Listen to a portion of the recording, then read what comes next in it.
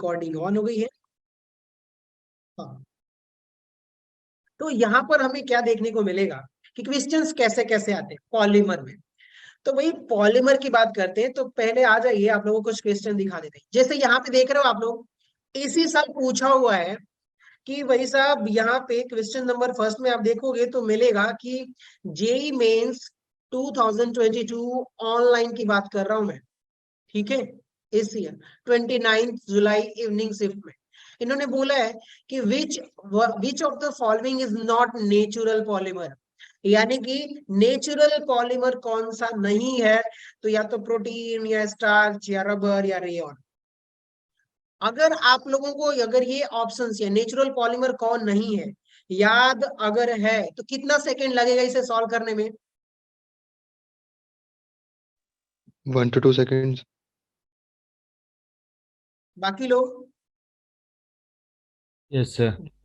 ज्यादा से ज्यादा कितना टाइम लगेगा? अगर आपको याद है कि भाई नेचुरल पॉलीमर ये होता है, ये होता है, ये नहीं होता है, तो आपको ज्यादा से ज्यादा 3 से 4 सेकंड 5 सेकंड में आप ऑप्शन क्लिक कर दोगे। यानी कि जो 4 मार्क्स की बात कर रहे हैं ना हम लोग, वो जो है एक क्वेश्चन 4 मार्क क्या आपको 5 से 10 सेकंड में दे सकता है। मैं मैक्सिमम मानता हूं कि अगर आपको ऑप्शन याद है तो क्लिक करने में और सिलेक्ट करने में 10 सेकंड या 15 सेकंड लगेगा। 15 सेकंड में आपको 4 मार्क्स मिल रहे हैं। इसीलिए पॉलीमर करा रहा हूं, क्योंकि इसकी इंपॉर्टेंस तब बढ़ जाती है कि आपको टाइम भी बचता है और आसानी से हो जाता है। चलिए आइए एक और चीज बताता हूँ। थर्मोडायनामिक्स आप लोगों ने देखा है? Yes sir. Yes sir. कितने लेक्चर में वो कंप्लीट होता है?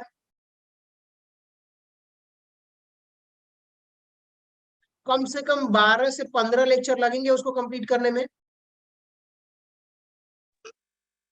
ठीक है। कम से कम 12 से 15 लेक्चर लगेगा आपको कंप्लीट करने में थर्मोडायनामिक्स। और वहां पे आप देखोगे कि चांसेस है कि इतने बड़े चैप्टर से या तो क्वेश्चन 1 आए या फिर क्वेश्चन 2 आ सकता है, ज्यादा से ज्यादा 2, 1 नहीं तो 2। यानी कि अब आप समझिए कि यहाँ पर जो है ना इतना बड़ा चैप्टर है, 15 लेक्चर में कंप्लीट होगा, बहुत सारे टॉपिक इंपॉर्टेंट है और वहां से आ सकता है तो 2 क्वेश्चन या 1 क्वेश्चन, और वो भी बहुत डिफिकल्ट टॉपिक है कहीं से, तो वो हुआ कि नहीं हुआ। और मान लीजिए कि आपसे हुआ भी ना थर्मोडायनामिक्स का एक न्यूमेरिकल, तो कितना टाइम लेगा? कम से कम 2 से 3 मिनट लेगा कि नहीं लेगा, बताइए आप लोग। Yes sir. हो सकता है कि वो ना भी हो, लेकिन अगर पॉलीमर में ऐसा हुआ कि भैया क्वेश्चन आया और आपने 4 से 10 से 15 सेकंड में कर दिया, यहाँ पर भी हो सकता है चांसेस कि अगर आप अच्छे से ना पढ़े तो क्वेश्चन ना बने या फिर याद ना हो तो नहीं। लेकिन चांसेस यहाँ है कि भैया 4 लेक्चर लगेंगे इसमें। कितने लेक्चर? 4 लेक्चर्स। 4 लेक्चर, चारों में याद करना है, मजे से पढ़ना है, समझ समझ के पढ़ना है। तो जब 4 लेक्चर में एक क्वेश्चन कंपलसरी हो सकता है और वो भी कम टाइम में हो सकता है, तो क्यों इसे छोड़े? सबसे बड़ी बात ये है, ठीक। तो इसीलिए ये इंपॉर्टेंट चैप्टर हो जाता है। आइए इसके और भी क्वेश्चंस दिखाते हैं 2022 में। अगर आपको पता होगा कि भैया इसमें थर्मोसेटिंग पॉलीमर कौन है, फाइबर कौन है, इलास्टोमर कौन है, सीधा आप लगाओगे और आपको आंसर यहाँ पे मिल जाएगा। ये तो एलिमिनेशन मेथड से हो जाएगा। आइए आगे क्वेश्चन दिखाते हैं। ये देखिए, terylene polymer is obtained by condensation of, कौन कौन से 2 मोनोमर से मिलके बनेगा उसकी बात कर रहा है। कुछ नहीं है, सिर्फ मेमोराइज होना चाहिए आपको, 2-3 बार स्ट्रक्चर ड्रॉ करनी चाहिए, याद होनी चाहिए, थोड़ी प्रैक्टिस तो चाहिए दोस्त। चलिए यहाँ पे नियोप्रीन, यहाँ पे भी ऑप्शंस दिए हुए हैं, सब 2022 की बात कर रहा हूँ, रिसेंटली ईयर में पूछा हुआ। यहाँ पर भी ऐसे ही पूछ रहे हैं, यानी कि बहुत अच्छा क्वेश्चन यहाँ से बन सकता है। ये सब आसान है, कुछ डिफिकल्ट नहीं है, बस आपको एलिमिनेशन मेथड लगाओगे 2 मिनट में हो गया। 2 मिनट क्या, 10 सेकंड भी नहीं लगेगा। जैसे देखिए 2022 में आसान क्वेश्चन पूछा हुआ था, सिर्फ आपको याद होना चाहिए कौन सा ऑप्शन सही है, इसमें ट्रिक करो काम बन जाएगा। लेकिन दोस्त फिर भी आसान नहीं है, पढ़ना तो पड़ेगा, याद करना तो पड़ेगा, ठीक है। तो उम्मीद करता हूं कि अब हम क्लास शुरू कर सकते हैं। पॉलीमर क्वेश्चंस ऐसे ही आएंगे, सिंपल सिंपल। सो इस वाले स्लाइड को मैं डिस्कार्ड कर देता हूं, दूसरी स्लाइड शुरू करते हैं। Screen sharing has stop, share window close. Okay, no issue.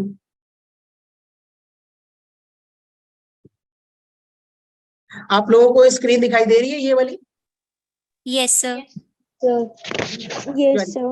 बहुत बढ़िया। तो आप लोगों से यही है, आज है कौन सा दिन? Chris Dhiman sir class.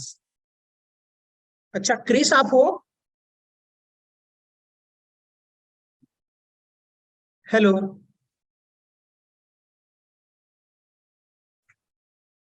एक सेकेंड यार, एक स्टूडेंट छूट गया है। Hello Chris. अच्छा आप आ गए ना? Yes sir. Good good. Sorry, actually मेरी मोबाइल आई थिंक साइलेंट थी, इसलिए कॉल नहीं रिसीव कर पाया। चलिए। हाँ, सो बात आती है पॉलीमर। पॉलीमर है क्या? पॉलीमर का सबसे पहले तो मीनिंग समझते हैं। मैंने एक बार पहले भी पढ़ा चुका हूँ। सो बेसिकली यही है कि हम लोग कंटिन्यू दोबारा करूंगा, कुछ लोगों का रिवीजन हो जाएगा और कुछ लोग, बहुत कम लोग थे क्लास में। सो पॉलीमर का मतलब ये होता है ना दोस्त कि पॉली एंड मर, ये जो वर्ड बना हुआ है ये ऑब्वियसली दो वर्ड से मिलके बना हुआ है। पहला जो वर्ड है वो क्या है मेरा? पॉली एंड मर। यहाँ पर पॉली का मतलब हो जाता है मेनी, मेनी। अब मर का मतलब क्या हो जाता है? ठीक है, पार्ट्स। पार्ट्स। ठीक है, यहाँ पर कहने का मतलब है कि पॉली एंड मर यानी कि मेनी पार्ट्स। हमने क्या करा कि एक छोटे छोटे मॉलिक्यूल्स को ऐड करते गए, ऐड करते गए, ऐड करते गए, ऐड करते गए और एक बहुत बड़ा लार्ज मॉलिक्यूल्स बनाया। क्या बनाया? मान लीजिए कि हमारे पास एक छोटा मॉलिक्यूल्स है और उसको मैंने ऐड करते गया, ऐड करते, ऐड करते करते एक बहुत लार्ज मॉलिक्यूल्स बना दिया। और वो जो लार्ज मॉलिक्यूल्स बनता है, मैक्रो, लार्ज बोलिए चाहे मैक्रो, मैक्रो का मतलब होता है लार्ज। ठीक है, वो जो लार्ज मॉलिक्यूल्स बनता है उसको हम लोग बोल देते हैं पॉलीमर। लेकिन आप जिस प्रोसेस से एक छोटे मॉलिक्यूल्स को जोड़ रहे हो, फिर उसमें एक और मॉलिक्यूल्स को जोड़ रहे हो, फिर एक और मॉलिक्यूल्स को ऐड करते जा रहे हो और एक बहुत बड़ा मॉलिक्यूल्स बन रहा है, तो जो प्रोसेस के थ्रू आप जोड़ रहे हो ना, उस प्रोसेस को हम क्या बोल देते हैं? पॉलीमराइजेशन। ठीक है, जिस प्रोसेस के थ्रू हम जोड़ रहे हैं उसको हम बोल देते हैं, या जो जोड़ने की प्रोसेस है उसको हम बोल देंगे पॉलीमराइजेशन। चलिए, बहुत बढ़िया। सो बेसिकली एक एग्जांपल से समझते हैं कि दोस्तों, अगर मान लीजिए कि आप सुबह उठे और घर वालों ने बोल दिया कि जाओ भाई, एक मार्केट से कुछ आलू प्याज कुछ भी लेके आ जाओ आप, ताकि ब्रेकफास्ट वगैरह हम रेडी कर लें। तो आप सबसे पहले जाओगे तो जो शॉप ओनर होगा ना, शॉप ओनर के पास आप गए, उन्होंने, आपने बोला कि भाई 1 kg पोटैटो। ठीक है, 1 kg पोटैटो। और पोटैटो वाले ने, जो भी था वो शॉप ओनर, शॉप का ओनर जो था, उन्होंने बोला कि भैया आप थैली लेके आए हो कि मैं आपको पॉलीथीन दूं? समझ में आ रही है बात? क्या बोलेगा वो? भैया आपने थैली लेके आए हो कपड़े की या पॉलीथीन दूं? तो वो जो हम लोग डेली लाइफ में जो प्लास्टिक यूज करते हैं ना, पॉलीथीन, वो भी एक क्या है? पॉलीमर है। वो पॉलीथीन बोलते हैं, या फिर हम केमिस्ट्री के भाषा में इसको क्या बोल सकते हैं हम लोग दोस्तों? Poly ethylene. ठीक है, क्या बोल सकते हैं इसको हम लोग? Poly ethylene. लेकिन हम शुरुआत पॉलीमर का, पॉली एथिलीन यानी कि प्लास्टिक से। स्लाइड शो नहीं हो रही। अच्छा एक सेकेंड, बाकी लोगों को दिखाई दे रहा है दोस्त? No sir. Sir. यार ऐसा मत करो यार, कैसे बात कर रहे हो? आप लोगों को बोलना चाहिए ना, मैं लिख रहा हूं तो। एक सेकेंड, अभी दिखाई दे रहा है आप लोगों को? Yes sir. Yes, sir. ऐसा क्यों हो रहा है, मुझे कुछ समझ में नहीं आ रहा है। कई बार हो चुका है। ठीक है, यहाँ पे, यहाँ तक तो समझ में आया ना कि जो पॉली यानी कि मेनी, मर मतलब पार्ट। और यहाँ पे आप देखिएगा कि आप गए एक शॉप ओनर के पास, आपने 1 kg पोटैटो लिया, तो वो पॉलीमर, उसने बोला कि भैया आपके पास थैली है या मैं प्लास्टिक का पॉलीथीन दूं?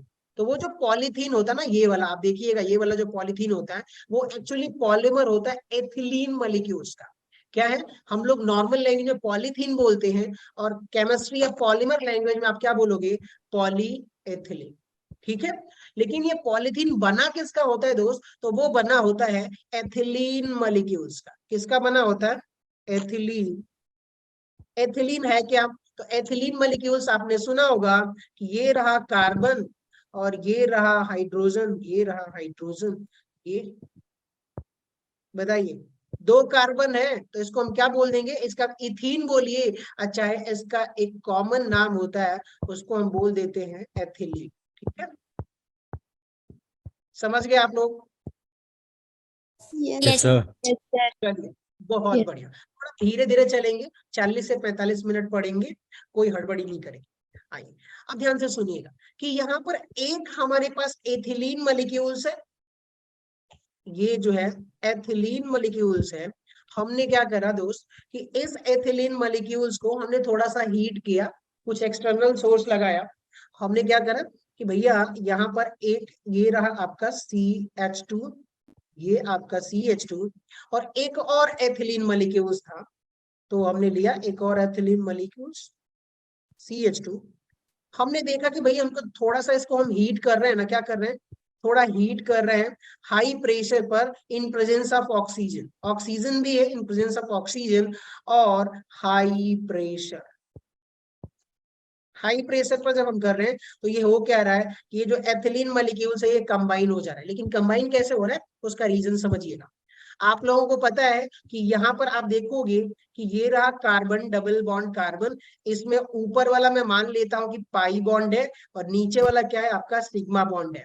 आपको भी पता है कि पाई बॉन्ड जो है वीक होता है और सिग्मा बॉन्ड जो है स्ट्रांग होता है। तो जैसे ही हम थोड़ा सा हीट प्रोवाइड करेंगे ना, तो ये वाला जो बॉन्ड है वो क्या हो जाएगा, ब्रेक हो जाएगा, कार्बन कार्बन, और यहाँ पर ना फ्री रेडिकल जनरेट हो जाएगा और यहाँ पर भी एक फ्री रेडिकल जनरेट हो जाएगा। ठीक है, कार्बन पे अनपेयर्ड इलेक्ट्रॉन आ जाएंगे।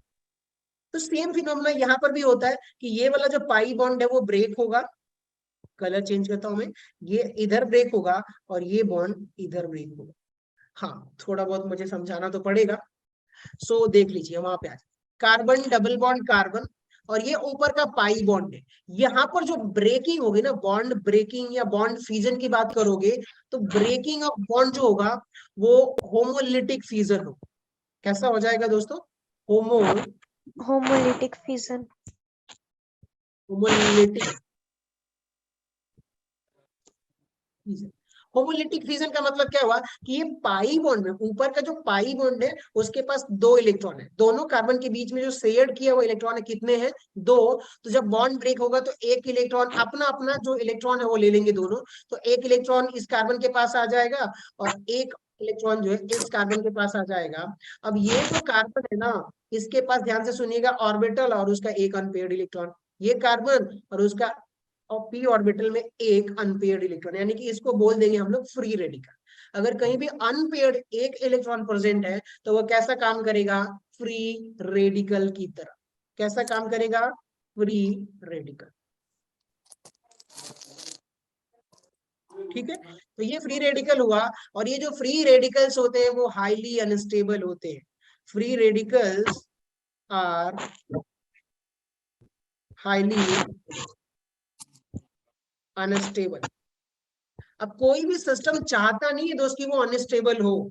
दुनिया का कोई भी सिस्टम, क्या आप चाहते हो कि आप गिर जाओ कहीं से और आपका पैर टूट जाए और आप अनस्टेबल हो जाओ, कोई नहीं चाहता। मतलब ये थोड़ा बुरा एग्जांपल था मानता हूं, लेकिन फिर भी। सो यहाँ पे हुआ क्या कि जैसे ही हमने एथिलीन मॉलिक्यूल्स लिया और उसको हीट करा तो इनके जो बॉन्ड होते हैं ना, पाई बॉन्ड ब्रेक हो जाता है। और कैसा ब्रेक होता है, होमोलिटिक फ्यूजन, और ये इधर आ जाएगा और ये वाला इलेक्ट्रॉन इधर। और ध्यान से सुनिएगा कि ये जो इलेक्ट्रॉन्स है ना एक एंड के मॉलिक्यूल्स के, यहाँ पर ग्रीन कलर से, ये दोनों फ्री रेडिकल कंबाइन करके चेन में एक बॉन्ड बना लेते हैं। ठीक है, सिग्मा एक एक इलेक्ट्रॉन शेयर करेंगे तो सिग्मा या कोवेलेंट बॉन्ड बनेगा और वो मॉलिक्यूल्स आगे बढ़ जाएगा। आगे बढ़ेगा तो वो कैसा होगा वो देखिएगा, ये रहा CH2, यहाँ पर फ्री रेडिकल और यहाँ पर क्या हो गया है CH2 और यहाँ पर CH2 और यहाँ पर फ्री रेडिकल। इतना समझ में आया क्या दोस्तों? Yes, Yes. sir. Yes, sir. चलिए बहुत बढ़िया, ऐसे ही बस एनर्जी बनाए रखिए। हुआ क्या दोस्तों कि अगर मैं आप लोगों से कहूं कि दोनों एंड पे फ्री रेडिकल है, बताइए इधर भी आपके पास क्या फ्री रेडिकल है कि नहीं? Yes, sir. और इस एंड पर भी एफ आर लिख देता हूं, मतलब फ्री रेडिकल इस एंड पे है। अब होगा क्या कि फ्री रेडिकल है, एक अनपेयर्ड इलेक्ट्रॉन है, तो दोनों एंड फ्री रेडिकल मतलब हाईली अनस्टेबल है। कैसा है वो? हाईली अनस्टेबल है। और इसके टच में एक और एथिलीन मॉलिक्यूल्स आएगा, CH2 CH2। तो क्या होगा, ये बॉन्ड इधर ब्रेक होगा, ये बॉन्ड इधर ब्रेक होगा, तो ये इसके साथ क्या कर लेगा, दोनों कंबाइन कर लेंगे और एक और चेन एक्स्ट्रा बढ़ जाएगी। बढ़ेगी तो वो चेन कैसी हो जाएगी, आप लोग बताइए। यहाँ पर देखिए, ये हो गया है CH2 radical, CH2 CH2 CH2, और यहाँ पर क्या हो जाएगा, व्हाइट वाला यूनिट जोड़ता हूँ ताकि आप लोगों को क्लियर हो कि भैया ये हो गया CH2 और ये CH2। इधर वाला तो फ्री रेडिकल अभी भी रीमेन ऐसे सेम ही रहा। अब एक बात बताइए कि इस एंड वाला भी फ्री रेडिकल है, तो क्या ये हाईली अनस्टेबल होगा? वो भी हाईली अनस्टेबल। तो अगर इसके टच में एक और एथिलीन मॉलिक्यूल्स आएगा तो वो होमोलिटिक फ्यूजन होगा और ये दोनों कंबाइन करके चेन मेरी आगे बढ़ते जाएगी कि नहीं बढ़ते जाएगी? Yes, sir. Yes, sir. चलिए, यही प्रोसेस क्या होगा कि एक छोटा सा एथिलीन मॉलिक्यूल्स बार बार जुड़ेगा, बार बार जुड़ेगा और एक लंबी लीनियर चेन बनेगी। क्या बनेगी? एक बहुत लंबी लीनियर चेन बनेगी। अब आप लोगों को बताता हूं, यहाँ पे बताइए जो एथिलीन मॉलिक्यूल्स है, अगर मैं इसके मॉलिक्यूलर वेट की बात करूं तो 2 कार्बन है तो 12 24 हो गया, और 4 हाइड्रोजन है यानी कि 28। इसका मॉलिक्यूलर वेट कितना हो जाएगा? 28 ग्राम पर मोल। लेकिन एक मॉलिक्यूल्स का मॉलिक्यूलर वेट 28 ग्राम था, ग्राम पर मोल था या 28 था। लेकिन ऐसे ही मान लीजिए कि हमने 2 जोड़ा, यहाँ पे कितना है, 1 यूनिट, ये 2 यूनिट, फिर हमने यहाँ पर 3 जोड़ा और यहाँ पर एक और 4।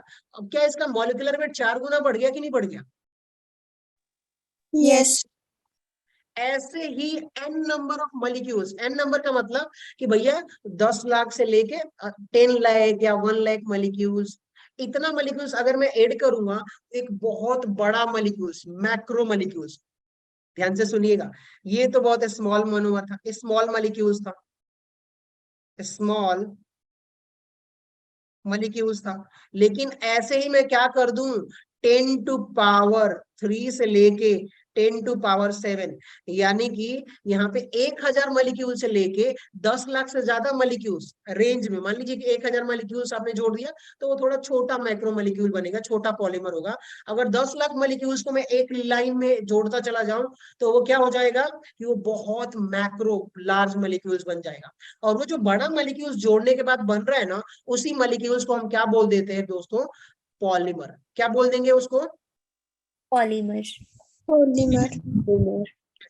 उसी, अब देखिए, पॉलीमर बोलिए तो पॉली का मतलब मेनी, मर मतलब बहुत सारा पार्ट। एक बात बताइए कि अगर इसी वाले मॉलिक्यूल्स में, ये वाले मॉलिक्यूल्स में देखूं तो मेनी पार्ट्स ऑफ एथिलीन है कि नहीं?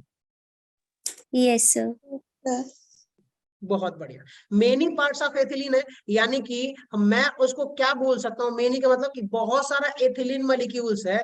तो क्या मैं इसको लिख सकता हूँ क्या कि पॉली एथिलीन? ये जो बड़ा Yes. मॉलिक्यूल बना हुआ है इसको क्या लिख सकते हैं, पॉली एथिलीन, क्योंकि पॉली मतलब बहुत सारा एथिलीन मॉलिक्यूल्स इसमें है। ठीक है, पॉली इसलिए लगा रहे हैं कि भाई पॉलीमर वर्ड से आ रहा है, ये पॉली बहुत सारा मॉलिक्यूल्स है। ठीक है, तो अगर आप लोगों से कोई बोले, अब आ जाइए अपने मेन मुद्दे पे आ जाते हैं कि आपका रीजन क्या है। देखिए, अगर मान लीजिए कि हमारे पास क्या है, CH2 carbon double bond CH2, और यहाँ पर n नंबर ऑफ मॉलिक्यूल्स है। n नंबर ऑफ मॉलिक्यूल्स का मतलब कि वो काउंटेबल नहीं है, वो 10 लाख भी हो सकता है, 20 लाख भी हो सकता है, 1 बिलियन भी हो सकता है, 1 मिलियन भी हो सकता है, कुछ भी हो सकता है। ठीक है, इतना ज्यादा नंबर ऑफ मॉलिक्यूल्स को, एथिलीन मॉलिक्यूल्स हमने लिया और उसको क्या करा, ऑक्सीजन की प्रेजेंस में, और हीट किया हाई प्रेशर के साथ। हमने क्या किया, हाई प्रेशर के साथ हीट किया, तो ये एक लंबी चेन बनती गई। ध्यान से सुनिएगा, कैसी लंबी चेन कि भैया ये रहा आपका CH2 CH2 CH2 CH2 CH2 CH2, फिर मैं इसको नीचे बढ़ा देता हूँ, CH2 CH2 CH2, इस चेन को मैं बढ़ाता चला जाऊंगा। अब एक बात बताइए, इस चेन को अगर मैं 10 लाख टाइम या 1000 टाइम अगर CH2 लिखता जाऊंगा, तो ये क्या स्मार्ट आदमी का काम है कि गधा मजदूरी वाला? मजदूरी। मजदूरी। लेकिन हम लोग स्मार्ट हैं। अगर मान लीजिए कि यहाँ पर क्या करूं कि ये फ्री रेडी, ये चेन को मैं बोल देता हूँ कि भाई चेन बढ़ती जा रही है, इधर से भी ये चेन क्या और ये बढ़ती जा रही है, बढ़ने दो, उससे क्या मतलब है। हम मैं काम करता हूँ, काउंट कर लेता हूँ कि ये रहा 1, ये रहा 2, ये रहा 3, ये रहा 4, ये 5 और ये 6। अगर इतने को मुझे समराइज करके छोटू सा लिखना है, तो मैं क्या करूंगा दोस्तों कि इतना ये वाला पाथ चूज ना करके मैं थोड़ा सा स्मार्ट बनूंगा और इसको क्या लिख दूंगा दोस्तों कि ये रही अनसेटिस्फाइड बैलेंसिंग, ये बढ़ती जा रही है, ठीक है। और इसको मैं ऐसे लिख सकता हूं कि भाई CH2 ऐसे करके, और इसको मैं 6 टाइम लिख दूं। तो क्या इतना बड़ा लिखने से बढ़िया है कि मैं स्मार्ट तरीके से लिखूं? Yes, sir. लिख सकते कि नहीं लिख सकते? ये दोनों इक्वल है, एक बहुत बड़ी लंबी वाली चेन और ये छोटू सा जो रिप्रेजेंटेशन करा हुआ है। क्या मैं यहाँ पर n के लिए अगर यहाँ पे 6 लिख दूं, तो क्या ये सही लिखा है कि नहीं लिखा है मैंने? Yes, sir. अब ऐसे ही ध्यान से सुनिएगा कि अगर मैं n मॉलिक्यूल्स ले लूं, CH2 डबल बॉन्ड CH2, और ये बाकी सारी चीजें जो है ऊपर जो कंडीशन थी वो नीचे भी हैं, तो क्या मैं यहाँ पर ऐसे करके CH2 सिंगल बॉन्ड CH2 और इसको n लिख सकता हूं कि नहीं लिख सकता? Yes, sir. और इसी को हम बोल देते हैं पॉलीमर, Polymer. ठीक है। या फिर आप और साइंटिफिक टर्म में लिखना चाहो तो क्या लिख सकते हो दोस्तों, मैक्रो मॉलिक्यूल। मैक्रो का मतलब क्या होता है, लार्ज, ठीक है। और वैसे भी पॉलीमर बहुत बड़ा होता है तो लार्ज होता है। चलिए अब ध्यान से सुनिएगा कि यहाँ पर एक यूनिट ऐसी थी जो बार बार रिपीट हो रही थी। क्या एक यूनिट कौन रिपीट हो रही है भाई? एथिलीन मॉलिक्यूल्स बार बार रिपीट हो रही है कि नहीं हो रही है? Yes, sir. Yes, sir. तो जो मॉलिक्यूल्स या जो बार बार रिपीट होता है, repeating unit is called monomer. क्या? Monomer. Monomer. Repeating unit is called monomer, ठीक है। तो अगर आप लोगों से कोई पूछे दोस्तों कि पॉलीएथिलीन का मोनोमर क्या है, तो आप क्या लिखोगे? Ethylene. मोनोमर जो है पॉलीएथिलीन का वो हो जाएगा आपका एथिलीन, ठीक है। और उसका स्ट्रक्चर जो होता है CH2। चलो बहुत बढ़िया, उम्मीद करता हूं इतना समझ में तो आ गया है। अब आगे बढ़ते हैं। मैंने इस स्लाइड में पहले ही कुछ अच्छा कर रखा है। पॉलीएथिलीन का जो हमने समझा दिया है, आप लोग स्लाइड देख ही रहे हो। चलिए बहुत बढ़िया। एक बार नीचे का जो मैंने स्टेटमेंट लिखा हुआ वो एक बार आप पढ़ लीजिए आप लोग, बाकी तो मैंने समझा दिया है, ठीक है। चलिए Yes, sir. चलिए शुरू हो जाइए, पढ़ लीजिए आप लोग।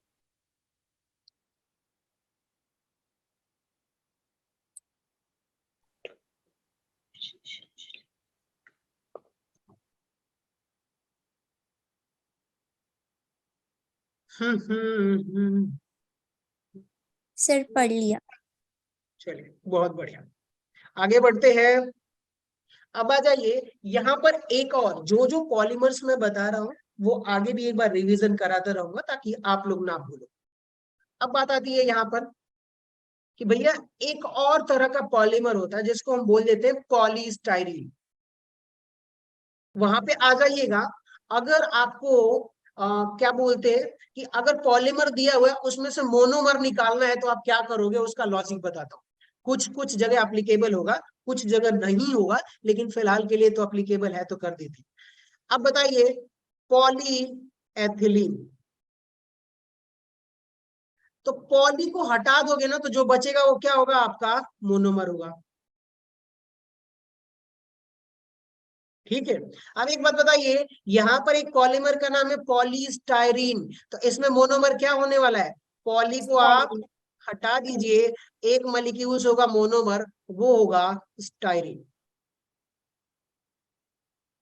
ठीक है, स्टायरीन है यहाँ पर मोनोमर।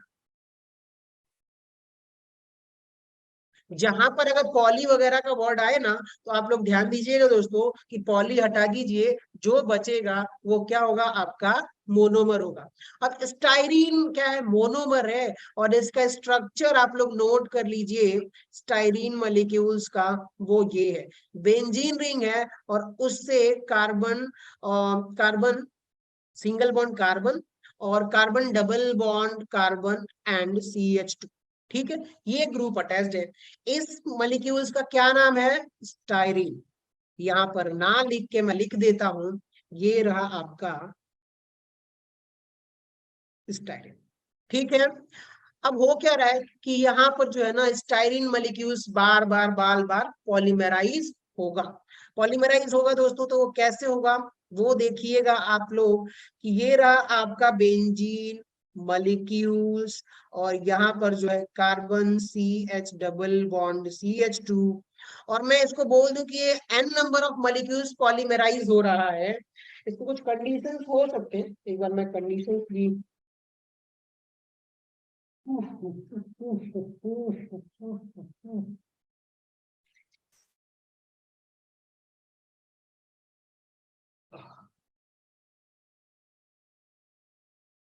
हाँ, ये जो पॉलीस्टाइरीन मॉलिक्यूल्स है ना, यहाँ पर हम यूज करते हैं फ्री रेडिकल इनिशिएटर। क्या यूज करते हैं, तो C6H5CO O2। इसका मतलब आगे चल के समझ में आएगा, फिलहाल के लिए भी आप समझ लीजिए कि इससे जो हमने यहाँ पे देखा था ना दोस्तों, क्या हो रहा था, वापस आ जाइए 1 मिनट के लिए। यहाँ पर बताइए आप थोड़ा सा, यहाँ पे जो फ्री रेडिकल जनरेट हो रहा था, इस वाले एग्जांपल पे फोकस करिएगा। देख रहे हो आप लोग, मैं येलो कलर का मार्क कर रहा हूँ। Yes sir. यहाँ पे जो फ्री रेडिकल बन रहा था ना, वो फ्री रेडिकल बनाने के लिए हमें क्या चाहिए, फ्री रेडिकल इनिशिएटर। क्या चाहिए, फ्री रेडिकल इनिशिएटर। आप लोगों को नाम से पता चल रहा होगा कि फ्री रेडिकल इनिशिएटर चाहिए, तो भैया एक बार फ्री रेडिकल बन जाए फिर वो रिएक्शन चलती जाएगी चलती जाएगी चलती जाएगी। ठीक है, बहुत लंबा चलेगा, एक बहुत बड़ा मॉलिक्यूल्स बनेगा। उसके लिए फ्री रेडिकल इनिशिएटर क्या होता है, थोड़ा सा डिस्कस कर लेता हूं, फिर आगे भी हम लोग डिस्कस करेंगे तो और क्लियर हो जाएगा। देखिए यहाँ पे हम क्या बोल देते हैं, इसको फ्री रेडिकल जो इनिशिएटर हम यूज करते हैं उसको बोल देते हैं हम लोग बेंजोइल बेंजोइल पेरोक्साइड। इसका स्ट्रक्चर क्या होता है, तो वो ये रहा, इससे बेंजीन रिंग है, और यहाँ पर जो है कार्बोनिल ग्रुप, इसके साथ ऑक्सीजन, एक और ऑक्सीजन, और यहाँ पर क्या है carbon single double bond oxygen, और फिर ये जो ग्रुप अटैच्ड है दोस्तों वो बेंजीन रिंग से। इसका नाम क्या है दोस्तों, तो बेंजोइल पेरोक्साइड। क्या नाम है इसका,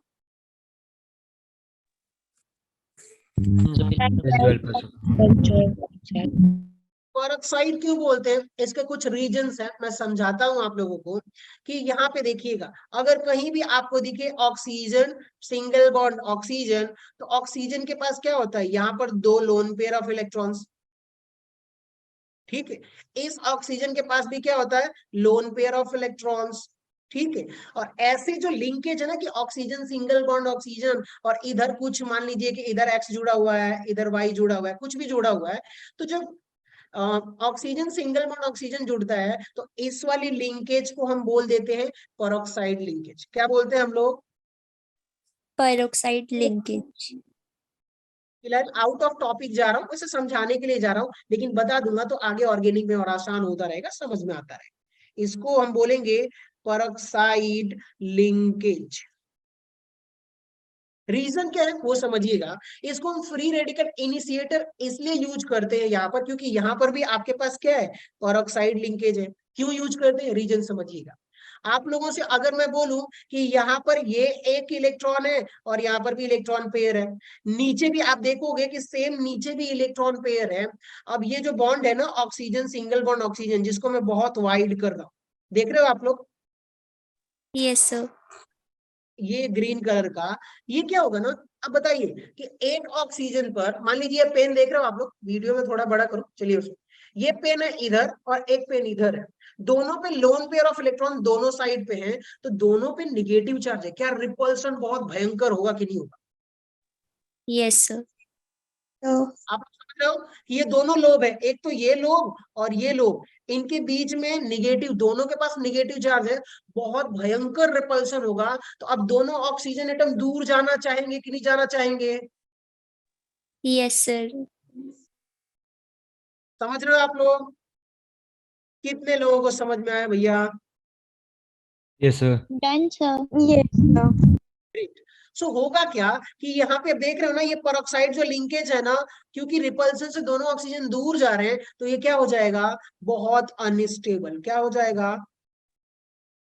अनस्टेबल। और उसके साथ साथ एक और नाम ऐड कर लीजिए कि ये जो बॉन्ड है ना peroxide oxygen, single bond oxygen, वो क्या हो जाएगा, वीक। और जैसे ही वीक होगा, आप थोड़ा सा भी इसको क्या कर दो दोस्त, साथ में हीट कर दो, तो जैसे ही थोड़ा सा भी आप हीट करोगे, तो उसका रीजन क्या है कि ये फ्री रेडिकली अपना अपना इलेक्ट्रॉन लेकर के ब्रेक हो जाएगा और फ्री रेडिकल जनरेट हो जाएगा।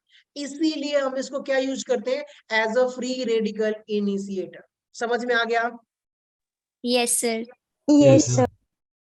क्यों यूज करते हैं फ्री रेडिकल इनिशिएटर? क्योंकि भाई पेरोक्साइड लिंकेज बहुत अनस्टेबल होती है, बहुत बॉन्ड क्या होता है, वीक होता है, थोड़ी सी एनर्जी दे दो, अपना अपना इलेक्ट्रॉन लेके निकल जाएंगे और फ्री रेडिकल बन जाएगा, जिससे पॉलीमराइजेशन रिएक्शन मेरी क्या हो जाएगी, स्टार्ट हो जाएगी। चलिए, तो इसीलिए हमने यहाँ पर ये जो है benzoyl peroxide as a initiator use किया हुआ है। और यहाँ पे पॉलीस्टाइरीन, ये जो मॉलिक्यूल्स है वो है दोस्तों स्टाइरीन मॉलिक्यूल्स, इसका पॉलीमराइजेशन होगा। तो अब मैं पूरा नहीं कहानी लिखूंगा, इसको बस शॉर्टकट में समझा देता हूँ, जितने लोगों को समझ में आ जाए तो बता दीजिएगा, और ना आए तो मैं दोबारा एक्सप्लेन करूँ। ठीक है, क्या मैं इसको, ये बॉन्ड यहाँ पे ब्रेक होगा, ये बॉन्ड यहाँ, फ्री रेडिकल, तो ऐसे बहुत सारे मॉलिक्यूल्स जुड़ते जाएंगे, तो n नंबर ऑफ मॉलिक्यूल्स है तो जुड़ेगा। तो इधर मैं इसको ऐसे लिख सकता हूँ CH2, और ये रहा आपका बेंजीन रिंग।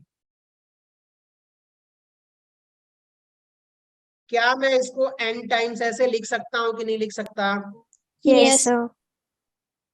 चलिए, और इस मॉलिक्यूल्स का, ये स्टाइरिन मॉलिक्यूल्स है लेकिन ये पॉलीमर है, तो क्या मैं इसको क्या लिख सकता हूँ, पॉली स्टाइरीन।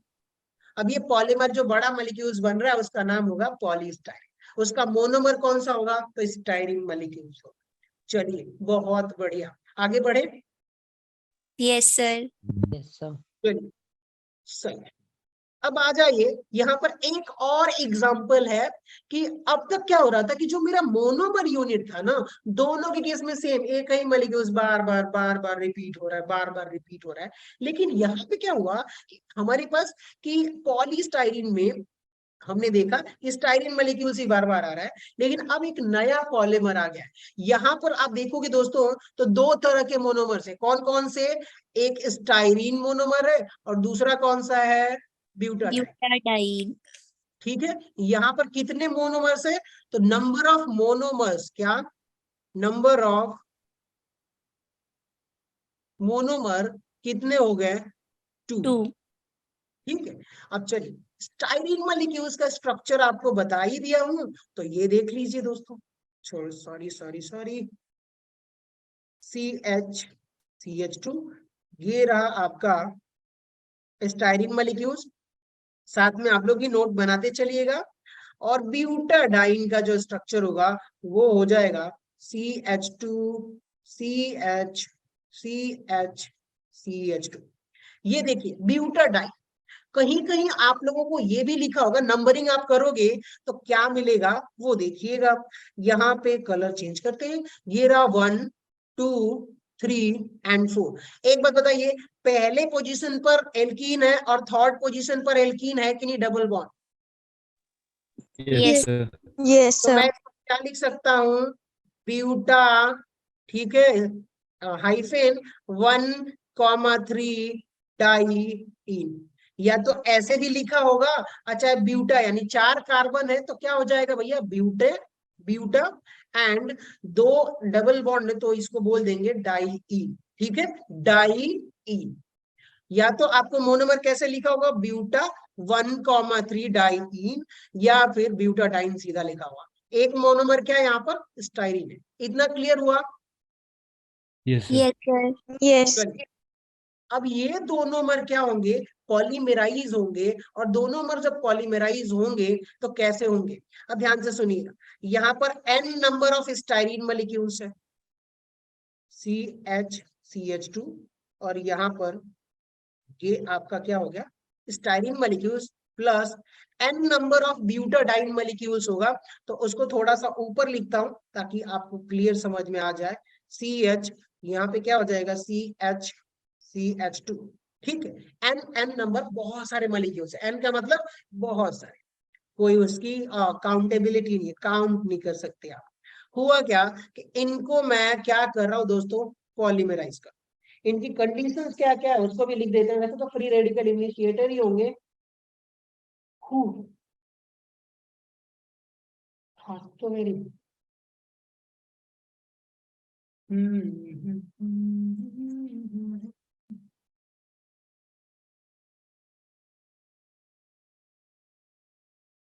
चलिए कोई बात, फ्री रेडिकल इनिशिएटर होगा। एक बार हम गो थ्रू होंगे इसके साथ तो देख लेंगे।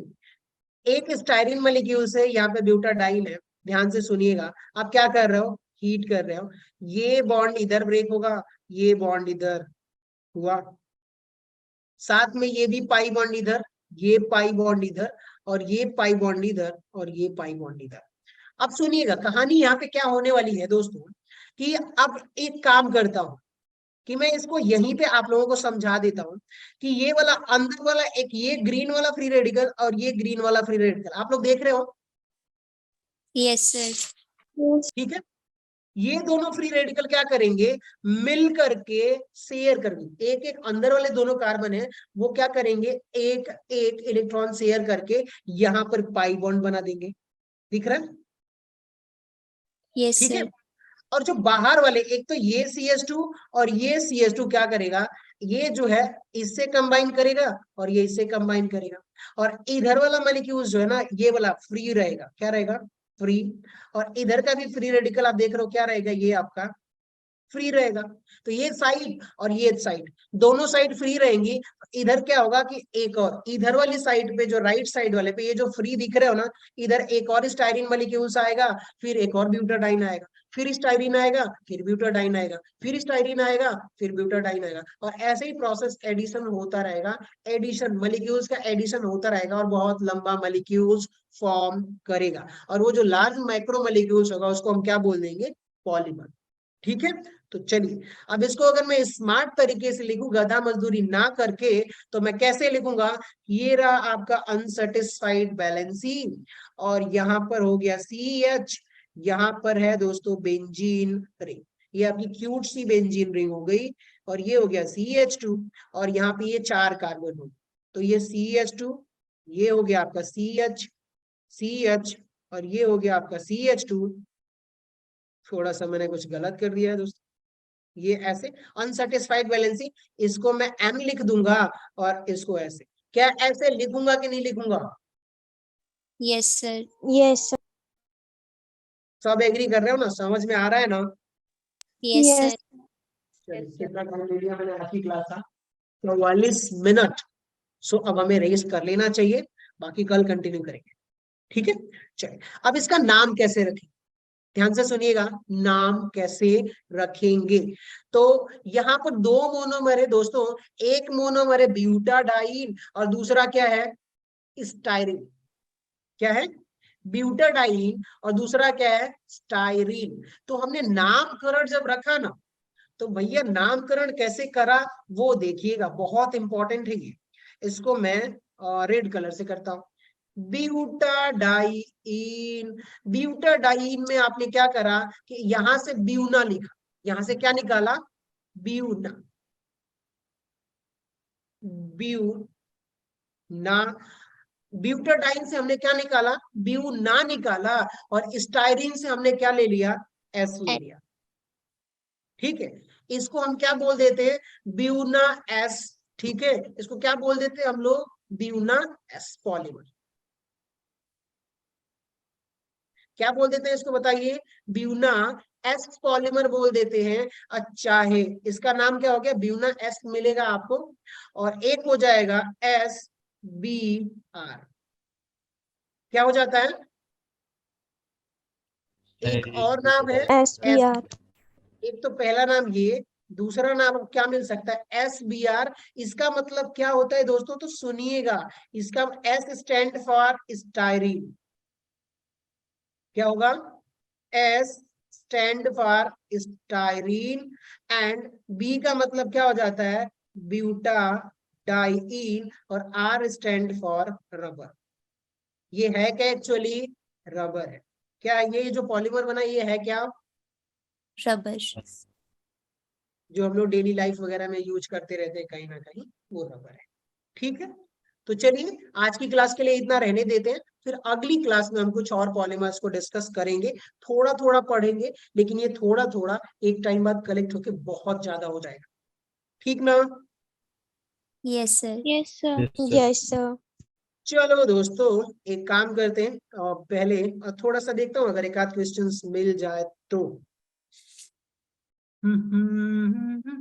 जैसे मैंने बोला था आप लोगों से कि हम लोग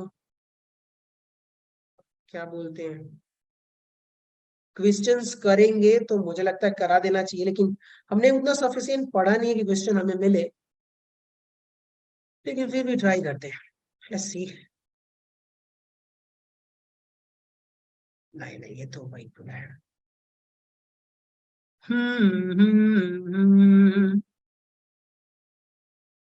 चलिए देख लेते हैं कहीं कुछ ऐसे क्वेश्चंस आ रहे हैं क्या। NEET NEET NEET NEET vulcanised rubber,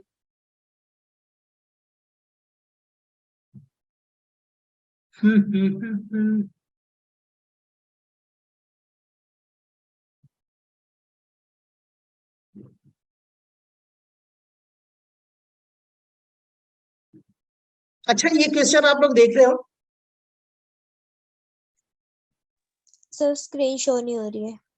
अच्छा हाँ हाँ, अरे यार, true about Buena and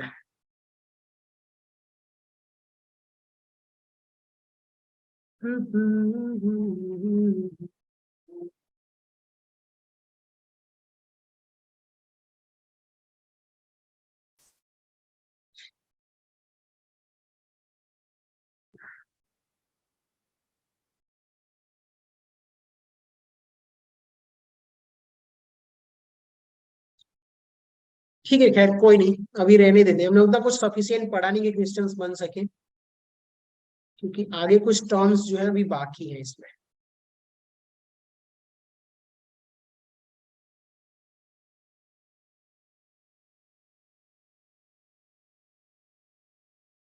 so ठीक है दोस्तों, हम थोड़ा थोड़ा करके ही पढ़ेंगे, मैं ज्यादा हर्डल नहीं देना चाहता आप लोगों को।